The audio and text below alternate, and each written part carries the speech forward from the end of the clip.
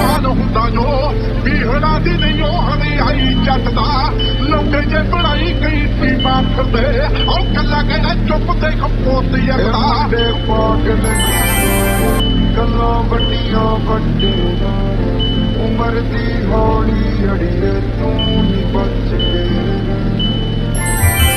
ਹੋ ਗਿਆ ਕਾਬਲ ਤੁਮਾ ਐਸਕੋਬਾਰ ਟੱਕਿਆ ਦੱਸੋ ਕਿਨੇ ਪਿੰਜਰੇ 'ਚ ਸ਼ੇਰ ਟੱਕਿਆ ਇੱਕ ਸਟੈਪ ਰਾਣੇ ਚੱਕਣੇ ਸਟੈਪ ਨੀ ਤੇਰੇ